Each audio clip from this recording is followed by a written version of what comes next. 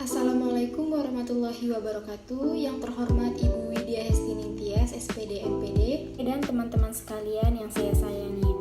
Di sini kami akan mempresentasikan tentang etika bisnis dan tanggung jawab sosial perusahaan yang beranggotakan saya Amaradina Fatiasari, NPM 1813031058 dan dua rekan teman saya lainnya, yaitu Ranino Prilia dan Fatwa Dewi Banuati. Adapun tujuan pembelajaran yang akan kami capai yaitu yang pertama untuk menjelaskan pengertian etika bisnis, yang kedua untuk mengetahui prinsip-prinsip yang terdapat pada etika bisnis, yang ketiga untuk mengetahui isu-isu dalam etika bisnis, yang keempat untuk mengetahui tentang tanggung jawab perusahaan, yang kelima untuk mengetahui macam-macam tanggung jawab sosial perusahaan, dan yang terakhir atau yang keenam untuk menjelaskan hubungan etika bisnis dan tanggung jawab sosial perusahaan. Pengertian etika bisnis menurut Mondi tahun 2016 adalah disiplin yang berhubungan dengan apa yang baik dan buruk, benar dan salah, atau dengan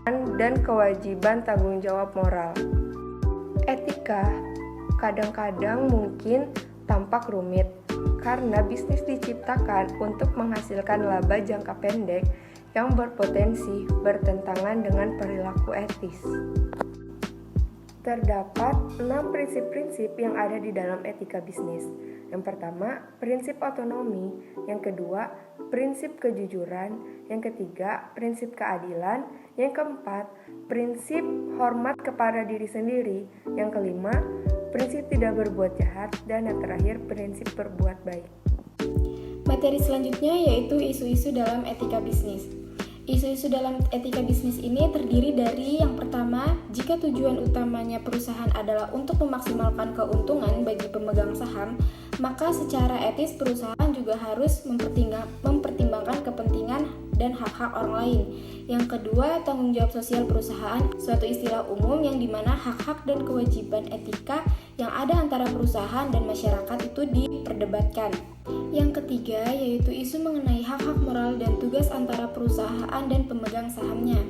Konsep stakeholder ataukah konsep pemegang saham. Yang keempat, masalah etis tentang hubungan antar perusahaan yang berbeda, misalnya saling bermusuhan, misal perang harga atau spionase industri. Spionase industri merupakan salah satu strategis dalam persaingan bisnis untuk mengetahui informasi lawan bisnis.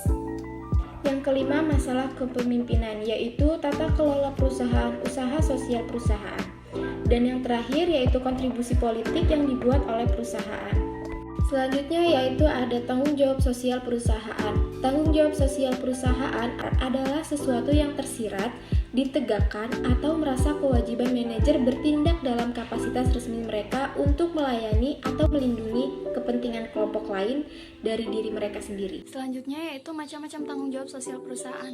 Tanggung jawab sosial perusahaan ada 5. Yang pertama, tanggung jawab terhadap lingkungan. Suatu perusahaan harus memperhatikan, melestarikan, dan menjaga lingkungan. Langkah yang dapat diambil oleh perusahaan yaitu dengan tidak memberikan dampak buruk bagi lingkungan, yaitu dengan tidak menyebabkan polusi udara, polusi air, serta polusi tanah.